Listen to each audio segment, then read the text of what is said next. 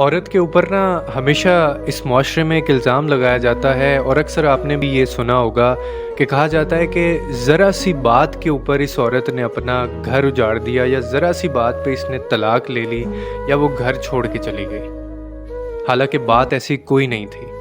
आज मैं आपको बताता हूँ कि वो ज़रा सी बात कौन सी बात थी जिसकी वजह से औरत घर छोड़ के गई। जैसे हम कहते हैं ना कि मर्दों की एक नफ्सियात होती है, इसी तरह औरत की भी एक नफ्सियात होती है। और औरत की ये नफ्सियात है कि औरत माफ़ करती है लेकिन भूलती नहीं है। उसका मर्द फिर वही गलती करता है, वो फिर माफ़ करती है लेकिन भूलती नहीं है। वो फिर माफ़ कर देती है लेकिन भूलती नहीं है। अब इसमें एक चीज़ जो कॉमन है कि वो भूलती नहीं है, और हम इस चीज़ को टेक फॉर ग्रांटेड ले रहे होते हैं कि अगर उसने आगे से हमें माफ़ कर दिया है तो इसका मतलब है कि हम वो गलती दोबारा कर सकते हैं। हालांकि वो पुरानी गलती भूली नहीं होती, क्योंकि उसकी नफ्सियात है, माफ़ करेगी भूलेगी नहीं, माफ़ करेगी भूलेगी नहीं।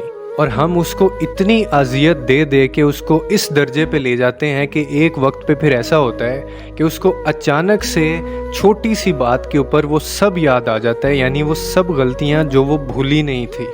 और फिर वो वक्त होता है कि वो उस वक्त फ़ैसला लेती है, वो घर उजाड़ देती है, घर छोड़ के चली जाती है, या फिर कोई ऐसा कदम उठाती है जो सारी ज़िंदगी उसको भुगतना पड़ता है। और ये एकदम से शुरू नहीं होता।